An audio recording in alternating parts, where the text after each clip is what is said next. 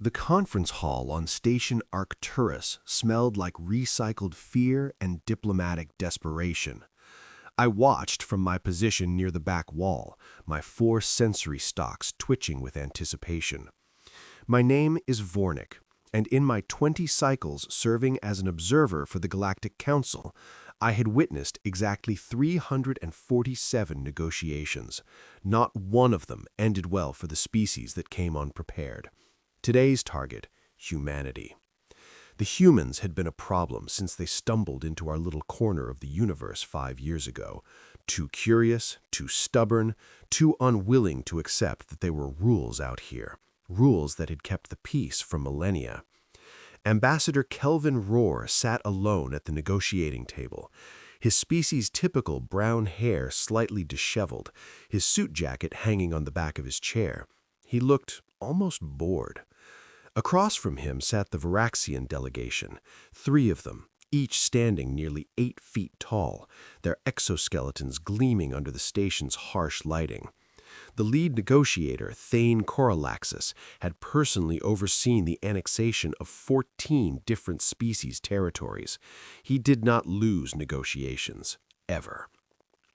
"Let me clarify the situation for you, human." Coralaxis leaned forward, his mandibles clicking with what I recognized as aggressive pleasure. "Your colony on Epsilon Tertius occupies space that rightfully belongs to the Varaxian Empire. Our claim dates back 2,000 years. Rohr took a sip of his coffee, just sat there, drinking coffee like we had all the time in the universe. "Your claim," Rohr said slowly, setting down his cup, "is based on a survey ship that passed through the system 20 centuries ago and took some photographs. I read the file. That survey established territorial rights under Galactic Council Statute 473B. Ambassador Rohr nodded. "Except Statute 473B was amended in the year 87Gs to require actual settlement within a 500-year window. Your people never settled Epsilon Tertius. You just took pictures. Really nice pictures, I'm sure, but pictures." I felt my respiratory sacs constrict. Was this human actually arguing legal precedent with Coralaxis? That was not how this worked. You did not argue with the Varaxians. You surrendered gracefully, or you got crushed. Coralaxis's mandibles stopped clicking. The room got quieter. "Are you suggesting," Coralaxis said, his voice dropping to a dangerous rumble, "that the Varaxian Empire's territorial claim is invalid?" "I'm not suggesting anything," Aurora smiled. It was a small smile, barely visible, but something about it made the temperature in the room drop by several degrees. "I'm stating it as fact. Your claim is invalid. Epsilon Tertius belongs to humanity now. We settled it. We built cities there. We have 3 million colonists who call it home." Behind Coralaxis, one of his subordinates shifted his weight. I recognized the movement. It was the Varaxian equivalent of cracking your knuckles before a fight. 3 million colonists, Coralaxis repeated. "How unfortunate. Do you know what happened to the Delphari when they refused to vacate territory we claimed?" "I do, actually." Rohr leaned back in his chair. "You bombed their cities, killed about 40% of their population, forced the rest into labor camps. Then you stripped their homeworld of resources and left it a toxic wasteland. The Delphari are now a dying species scattered across the galaxy in refugee camps.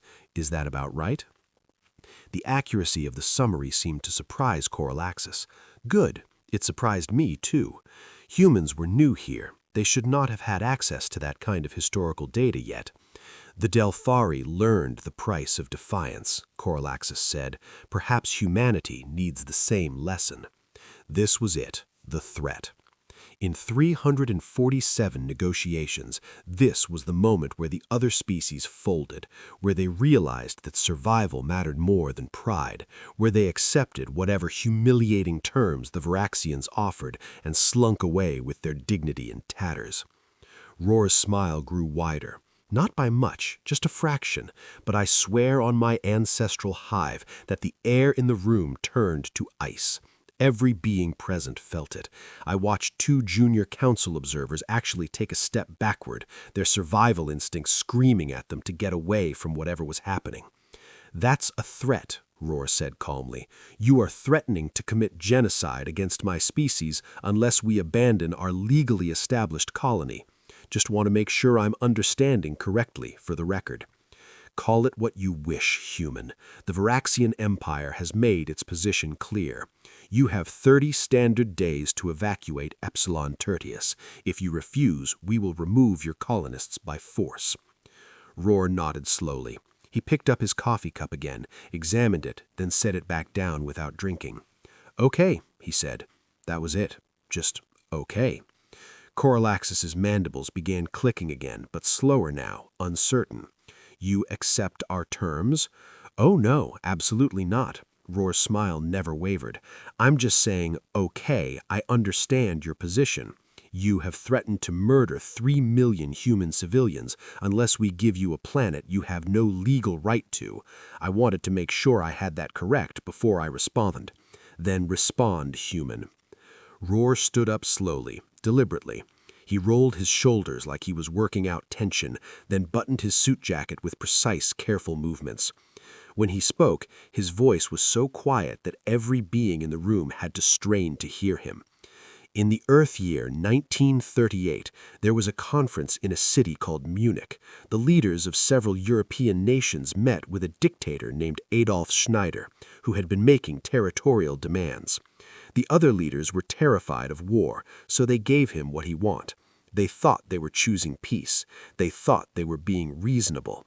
They thought if they just surrendered this one piece of territory, everything would be fine. Roar walked around the table, his hands clasped behind his back.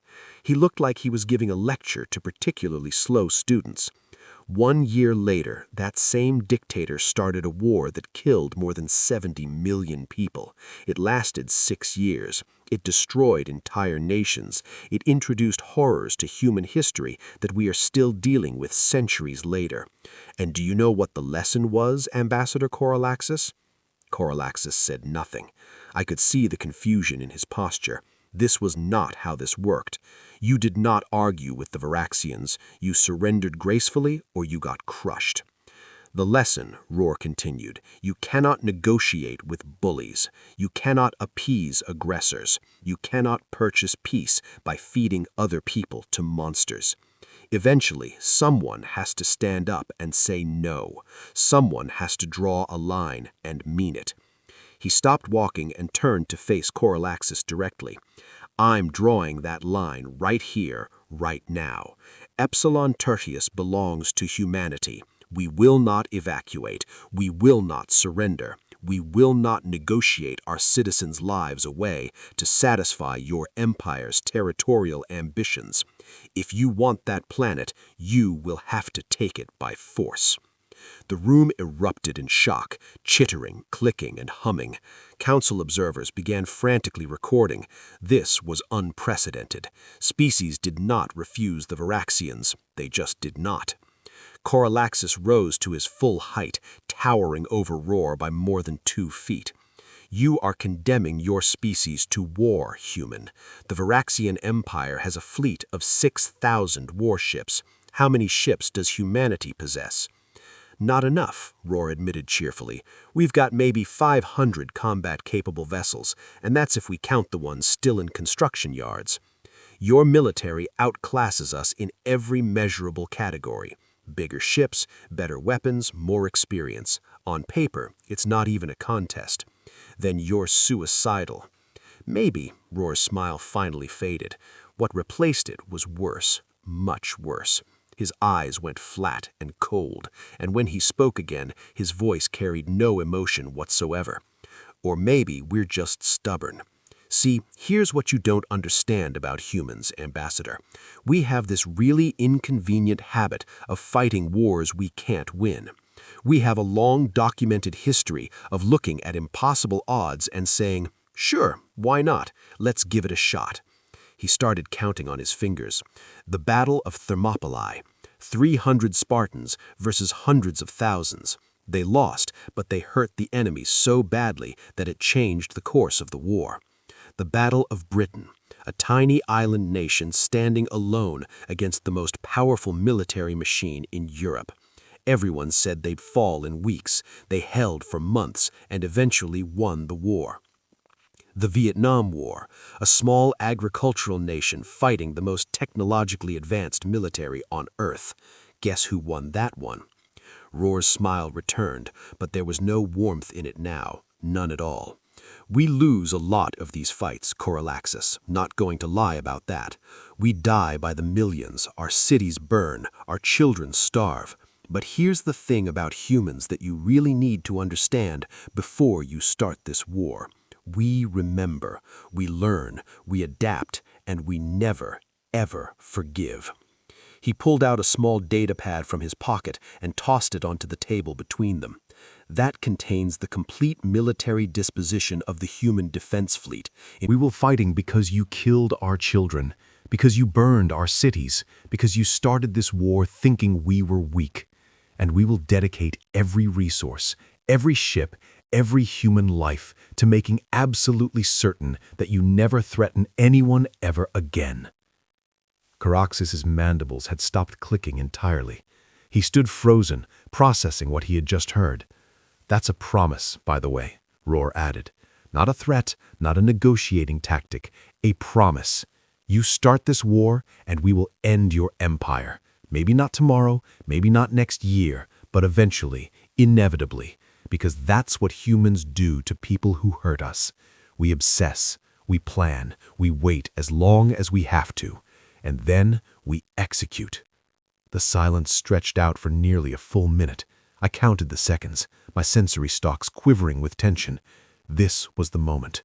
Either Caraxis backed down, or we were about to watch two species throw themselves into mutual destruction. Finally, Caraxis spoke. You would sacrifice millions of your own people rather than surrender one colony. Without hesitation, Roar said. Because if we surrender this one, you will just demand another and another until there's nothing left of humanity but refugees begging for scraps. No thanks. We will take our chances with war. Caraxis looked at his subordinates. Some kind of silent communication passed between them. Then he looked back at Roar. This discussion is concluded. The Varaxian Empire will review its position and respond within 10 standard days. Take your time, Roar said pleasantly. My government has authorized me to remain on Station Arcturus for up to 30 days. I will be in my quarters if you need me. Feel free to reach out any time you'd like to discuss peace terms. The absolute audacity of this human. He had just stood here outnumbered and outgunned and threatened the most powerful military force in the galaxy, and now he was offering them peace terms like he was doing them a favor. The Varaxian delegation left without another word. Their footsteps echoed in the too quiet hall. Roar picked up his coffee cup, discovered it was empty, and sighed. Does anyone know where the cafeteria is on this station? He asked the room at large. I'm going to need more coffee. I found myself speaking before I realized I was doing it. Level 7, Section C. But Ambassador Roar, may I ask you a question? He turned to look at me, and for just a moment I saw something behind his eyes. Something old and tired and infinitely sad. Sure. What's your name? Vornik, Council Observer 4th Class. I have been recording negotiations on this station for 20 cycles. Nice to meet you, Vornik. What's your question? Were you bluffing? Roar smiled again, that same cold, terrifying smile. Which part? Any of it. All of it. The threats, the promises, the historical examples. Were you bluffing? He thought about it for a moment, then shook his head. No. Every word was true. Humans really are that stubborn. We really will fight unwinnable wars out of pure spite. And if the Varaxians push us, we really will dedicate our entire civilization to destroying them, even if it takes centuries. That's insane. Yeah, Roar agreed. Yeah, it probably is. But you know what? It works. Because here's what I have learned in my 5 years dealing with your Galactic Council and all its member species. You are all so old, so advanced, so civilized, you have forgotten how to be properly angry. You have forgotten that sometimes the only way to stop a bully is to punch them in the face, and keep punching until they learn to leave you alone. He headed toward the exit, then paused and looked back. Tell me something, Vortic. From those 347 negotiations you have observed, how many of them ended with the victims standing up to their aggressor? I didn't have to check my records. I knew the answer. None. And how many aggressive empires has the Galactic Council successfully curtailed in your tenure? Again, I knew the answer. None. Right? Because you're all terrified of conflict. You'd rather appease aggressors than confront them. You'd rather sacrifice smaller species than risk your own safety. And that's fine. That's your choice. But humanity is new here, and we haven't learned to be that cowardly yet. Maybe we never will. He gave me a small wave and left. I stood there in the empty conference hall, my data recorder still running, trying to process what I had just witnessed. In 20 cycles of observation, I had never seen anything like that. Never seen a diplomat turn a negotiation into a declaration of war and somehow make it seem like the only rational choice. My communicator buzzed. Private message, heavily encrypted. It took me a moment to recognize the sender code. Then I nearly dropped the device in shock. It was Ambassador Roar. The message was simple. Cafeteria, level 7, buy you lunch. I looked up at Senior Counselor Thress, who was busy arguing with Mira about proper diplomatic protocols for dealing with species who quit mid-crisis. He didn't notice when I slipped out of the chamber. The cafeteria on level 7 was mostly empty this hour. Roar sat at a corner table working on what appeared to be his 4th or 5th coffee, based on the number of empty cups. He waved me over. Glad you could make it. Hope I didn't get you in trouble with your bosses. I'm probably going to be reassigned to monitoring trade disputes in the Outer Rim, I said, sitting across from him. But I'm curious, why did you invite me here? Because you asked me if I was bluffing. Roar leaned forward, and I wanted to make sure you understood the answer. Everything I said in that conference hall, everything I just told the council, was absolutely true. Humanity is preparing for war. We're not going to back down, and we are going to win. How? I couldn't keep the skepticism out of my voice. You admitted yourself that the Varaxians outclass you in every category. Militarily, sure, but wars aren't just about ships and weapons. They're about will, determination, the ability to absorb punishment and keep fighting. And I promise you, Vornik, no species in this galaxy has more practice at that than humanity. He pulled out his datapad and showed me a series of files, battle plans, ship designs, tactical analyses. It was all gibberish to me, but Roar walked me through it with the patience of a teacher explaining basic math to a confused student. The Varaxians have better ships, but their designs are 200 years old. They haven't had to innovate because nobody challenges them. We've been studying their technology since the moment we met them. We've already found 6 critical vulnerabilities in their shield systems and 3 weaknesses in their primary weapons. But even with vulnerabilities, they still have 6,000 ships to your 500. Quality beats quantity, Roar said. Besides, we're not fighting a war of conquest. We are fighting a defensive war. We just need to make it too expensive for them to keep attacking. Bleed them enough that their other enemies start getting ideas. He showed me another file. This one contained diplomatic correspondences with other species, not council members, fringe groups, resistance movements, former Vixian subjects who had been conquered and absorbed decades ago. The Vexians have a lot of enemies, people they have stepped on, territories they have stolen for years. Those groups have been scattered, disorganized, hopeless. But now they see a species standing up and saying no. They see someone fighting back, and they are reaching out to us, offering intelligence support. Some of them are even talking about armed resistance. I stared at the files, my sensory stalks quivering. You are trying to start a revolution. I am trying to end an empire, Roar corrected. The Vexians have gotten away with their aggression for centuries because nobody was willing to pay the price to stop them. Well, humanity is willing, and once we prove it can be done, once we show that the Vexians can bleed, everything changes. He closed the datapad and looked at me directly. That is why I wanted to talk to you. You have been recording council negotiations for 20 cycles. You have seen how this system works, how the powerful prey on the weak, while the council stands aside and pretends it is all very civilized. I want you to keep recording, keep watching, and when this is over, when humanity has either won or died trying, I want you to tell people what happened. I want you to make sure the truth does not get buried under diplomatic language and political spin. You want me to be your historian. I want you to be honest, Roar said. That is all. Just tell the truth about what you see. You do that.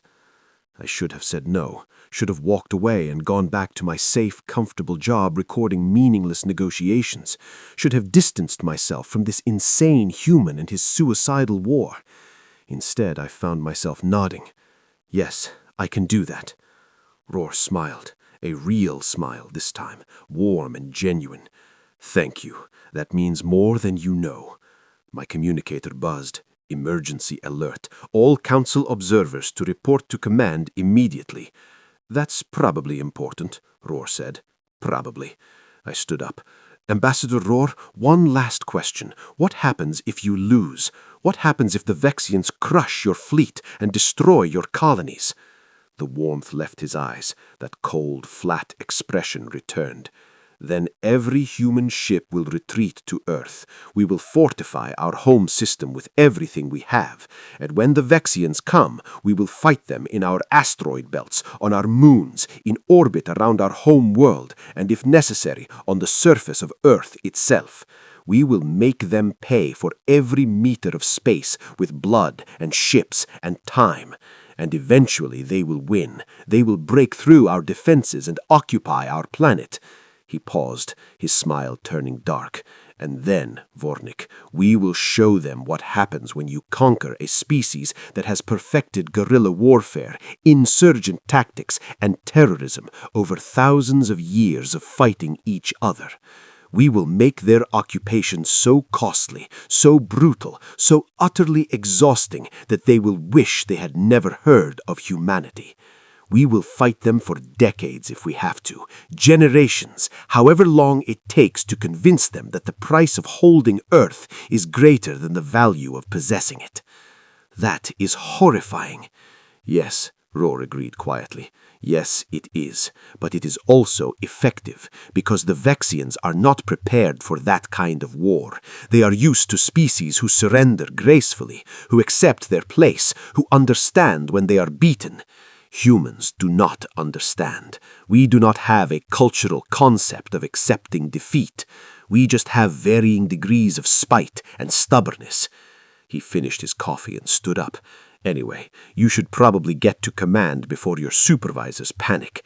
I'll be in touch. I left him there and hurried to command, my mind spinning with everything I had just learned. The human was not bluffing, not exaggerating. He meant every word. Humanity was about to throw itself into a war that would likely destroy them, and they were doing it with full knowledge of the consequences. It was madness. It was also the bravest thing I had ever witnessed. Command was chaos when I arrived. Every screen showed different feeds, Vexian fleet movements, human defensive positions, emergency council sessions, trade routes shutting down as neutral species tried to get caught in the crossfire. Senior Counselor Thress stood in the center of it all, looking like a being who had just realized his entire world view was wrong. Vor, thank you for joining us. We have a situation. The war? Not yet. Something else. Something I think you need to see. He brought up a video feed. It showed a Vexian military command ship, one of their flagships, massive and intimidating, the kind of ship that could level a planet from orbit. It was retreating. Not just one ship, their entire forward battle group, 600 warships that had been positioned at Epsilon Tertius jump point, ready to invade, all of them turning around and heading back towards Vexian space. I don't understand, I said. Why are they retreating? Thress brought up another feed. This one showed Vexian internal communications that the Council absolutely should not have access to. Probably another gift from human intelligence operations. The message was simple, direct, and terrifying.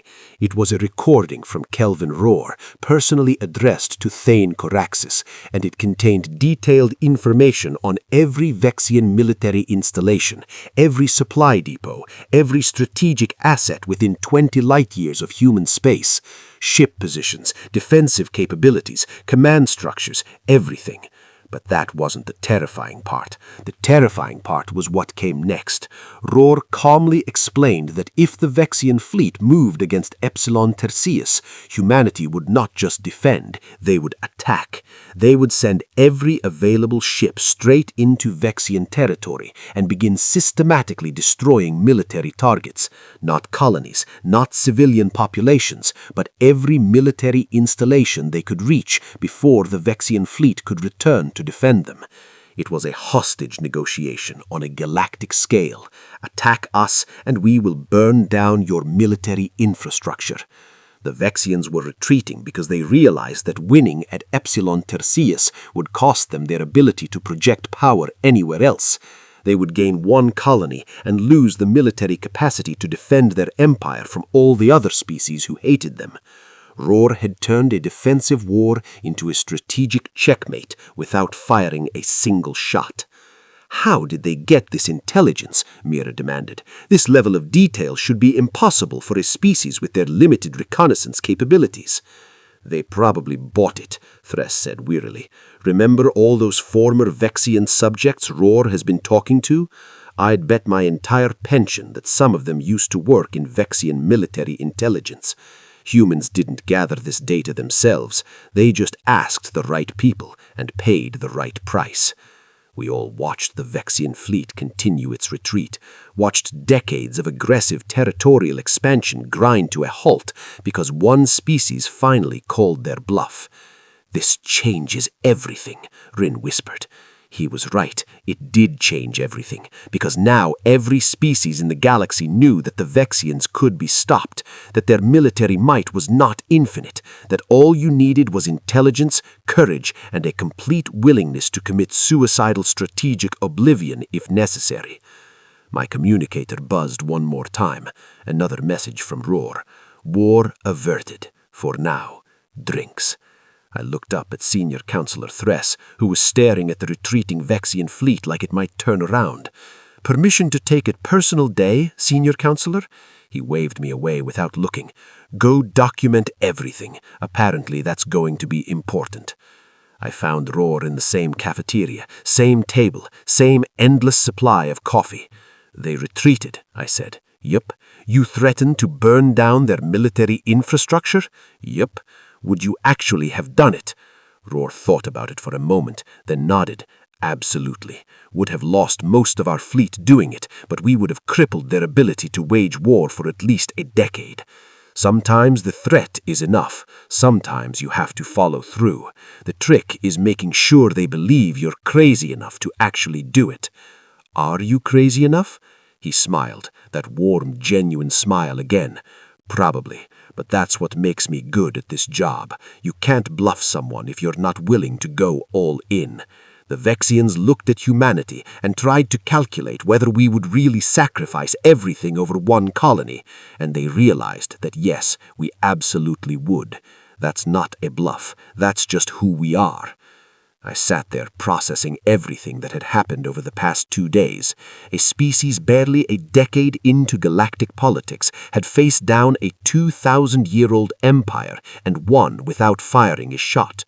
They had quit the Galactic Council, threatened strategic suicide, and somehow turned it all into a victory. "What happens now?" I asked. Now we build. We fortify Epsilon Tertius. We continue gathering intelligence on potential threats. We make friends with species the Council has been ignoring.